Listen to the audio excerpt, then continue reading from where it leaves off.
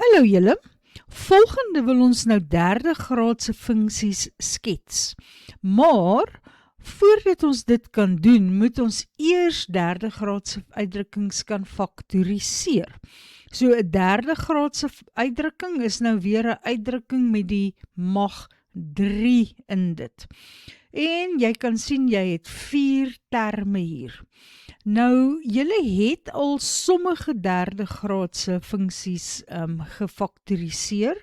Byvoorbeeld, as ek kyk na die verskil van 2/3 magte, dit is 'n derde graadse uitdrukking, en dit sal ek kan faktoriseer deur x minus y, en dan x kwadraat in die eerste plek, en die y kwadraat in die tweede plek, die y kwadraat, ek sê nou in die tweede plek, maar dis die laaste plek, so x kwadraat maal x gaan vir my die x door die mag 3 gee, en die minus y maal die plus y kwadraat gaan vir my die minus y tot die mag 3 gee. Maar hier gaan ek 'n middelterm hê, en dit gaan altyd 'n ander teken as daarin een wees. So, omdat ek hier 'n minus het, gaan ek 'n plus vir my middelterm het, en dan vermenigvuldig ek net doeteenvoudig x en y. En net so kan jy doen vir x tot die mag 3 plus y tot die mag 3. Dit gaan begin met x plus y, en dan weer in my groot hakkie gaan ek met 'n x kwadraat begin, en met 'n y kwadraat eindig. Die teken van my middelterm gaan anders wees as hierdie teken, so omdat ek daar 'n plus het, gaan ek nou 'n minus hê, en dan vermenigvuldig ek net x en y. Dit het julle al reeds in graad 10 gedoen. Dan ook in graad 10 het julle groepering gedoen. En jy kan sien ek het hier 'n voorbeeldjie op die bord wat ek gou kan wys. Ek kan sien dat as ek die eerste 2 saamgroepeer, kan ek x kwadraat uithaal, en as ek die laaste 2 saamgroepeer, kan ek minus 9 uithaal. Nou kom ons skuif dit net 'n bietjie op. So ek gaan sê, ek kan 'n x kwadraat uithaal, en dan bly daar x plus 1 vir die eerste 2 terme, en dan vir die laaste 2 terme gaan ek 'n minus 9 uithaal, en dan vermenigvuldig ek ook met x plus 1 om die minus 9x minus 9 te kry. En nou het ek 'n gemeenskaplike hakkie, wat 'n x plus 1 is, en my tweede hakkie gaan wees x kwadraat minus 9. En x kwadraat minus 9 is die verskil van 2 vierkante, so my finale antwoord gaan wees x plus 1, x minus 3 en x plus 3. So, as ons net 'n bietjie hierna kyk, wanneer jy derde graadse funksies faktoriseer of derde graadse uitdrukkings faktoriseer, kan jy 'n x en 'n x en 'n x hê om vir my die x tot die mag 3 te gee, as ek daai eerstes met mekaar vermenigvuldig, of ek kan 'n x hê en dan 'n kwadraat, x kwadraat in die tweede hakkie, sodat ek 'n x tot die mag 3 kry. Nou daar is egter baie derde graadse funksies wat nie kan groepeer of nie die verskil van derde magte of die som van derde magte is nie. Daarom moet jy 'n nuwe stelling vandag leer. Gelukkig hoef jy dit nie te bewys nie. Ek gaan dit ook dus net verduidelik. Die res- en faktorstelling. Wanneer 'n polinoom, nou wat is 'n polinoom nou weer? Dit is iets wat met magte van x, positiewe magte van x geskryf word. Soos wat ons, hier is 'n voorbeeld van, jy het x tot die mag 3, jy het x kwadraat, jy het x en dan kan jy 'n konstante term hê. Nou ja, hierdie rekenfaktorstelling geld vir enige polinoom, nie net vir derde graads nie, maar dit geld vir derde graads ook. So wanneer 'n polinoom deur x minus k gedeel word, is die res gelyk aan f van k.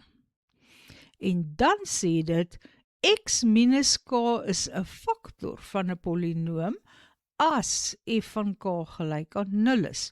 Nou die twee gaan eintlik hand aan hand.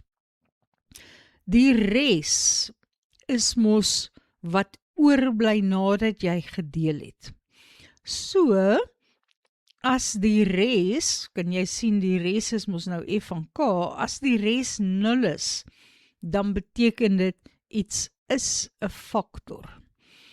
So om te toets of iets 'n faktor is, moet jy net kyk of x, kom ons sê, om te toets of x minus k 'n faktor is, moet jy f van k gaan uitwerk. As dit 0 is, dan het jy 'n faktor. So kom ons kyk na die voorbeeld, ek dink dan gaan jy beter verstaan.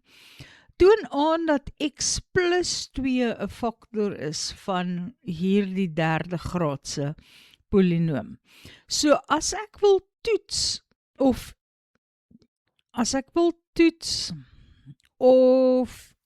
x plus 2 'n faktor is,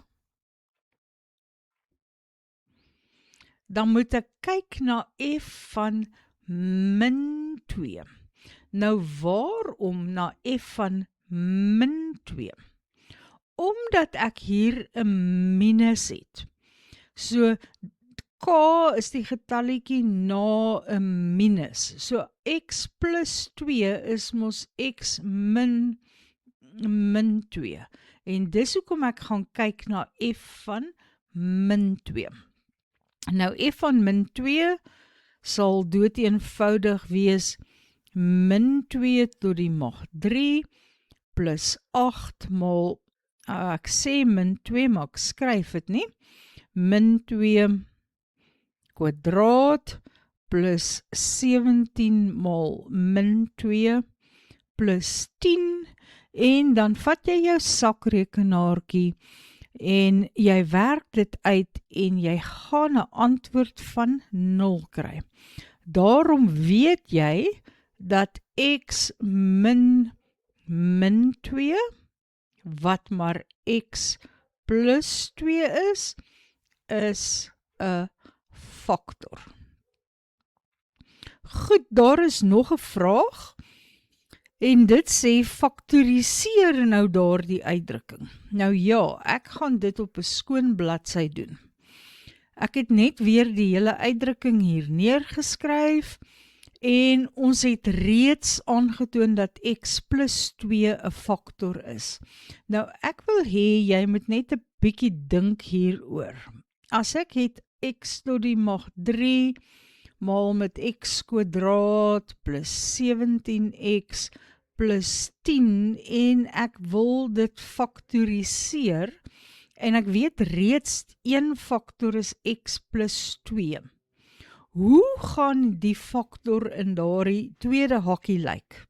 Omdat ek hier 'n x het, gaan ek hier ietsie, ek gaan maar sê a, x kwadraat. So dat wanneer ek die 2 maal, moet ek x tot die mag 3 kry. So in hierdie geval sal dit die 1 in die plek van die a wees. En dan gaan ek, dis 'n kwadratiese funksie, so ek gaan iets vermenigvuldig met x kry, en dan gaan ek 'n konstante kry. So, my grootste werk is om a en b en c te vind. Nou ja, daar is verskillende maniere, mens kan dit met inspeksie doen. Ek gaan nie vandag inspeksie doen nie, ek gaan vir julle sintetiese deling wys, wat vir my maklik werk. So, wat 'n mens doen vir sintetiese deling, is jy sê, die x wat gewerk het, die een wat ek getoets het, onthou julle toe ons toets of x plus 2 'n faktor was, het ons f van min 2 uitgewerk en gesien dis 0. So jy gebruik daardie een. Dan skryf jy die koëffisiënte neer van my derde graadse funksie. So ek het 1x tot die mag 3, dan het ek 8x kwadraat, dan het ek 17x en my konstant is 10. Laat 'n bietjie plek oop, bring die 1 af. En dan vermenigvuldig ek. 1 maal min 2 is min 2. En tel by mekaar. 8 min 2 is 6. Vermenigvuldig weer, so jy doen dieselfde proses oor en oor. So 6 maal min 2 is minus 12. Tel by mekaar en ek kry 5. 5 maal min 2 is minus 10. En weer eens tel jy die 2 by mekaar en jy kry 0. Nou wanneer jy daai 0 kry, weet jy dat alles reg is. Want daardie 0 is jou res. En as die res 0 is, dan is iets 'n faktor. So alles is reg hier. X plus 2 is 'n faktor en die lekker ding is dat hierdie 3 getalle vir my die koëffisiënte gee vir my kwadratiese tweede hakkie. Sien jy, ek het ax kwadraat, so dit gaan wees 1x kwadraat. Wat ons net is x kwadraat skryf. Dan vir bx gaan ek hê 6x. So dis plus 6x. En vir c, wat my konstant is, gaan ek hê plus 5. Nou ja, soms is jy klaar wanneer jy op die punt kom, en soms kan dit verder faktoriseer, so jy moet kyk. Nou hierdie kwadratiese een kan maklik verder faktoriseer, x maal x om x kwadraat te kry, 5 maal 1 om my 5 te kry, en dan om plus 6 te hê, gaan ek plus en 'n plus hê. So dit gee vir my 5x, en dit gee vir my nog 'n x, so ek het 6x, en daar is dit gefaktoriseer. Kom ons kyk na voorbeeld 2. Ek wil hierdie uitdrukking faktoriseer. Dis 'n derde graadse uitdrukking. So, voordat ek my sintetiese deling kan gebruik om te sien wat die kwadratiese een is, moet ek ten minste een faktor kry. Nou, as jy so bietjie dink, jy gaan 'n klein hakkie en 'n groot hakkie. En wat ook al hier laaste staan, en daar laaste staan, as ek hulle twee met mekaar vermenigvuldig, moet my antwoord 3 wees. So eintlik is die moontlike faktore soos in x min 1, x plus 1, x min 3 of x plus 3. Want om 3 is 'n priemgetal, dis net 1 maal 3. So al wat hier kan staan is of 'n 1 of 'n 3. So jy laat lei jouself deur daardie konstante. Goed, nou moet ons begin toets. Kom ons maak hier skoon.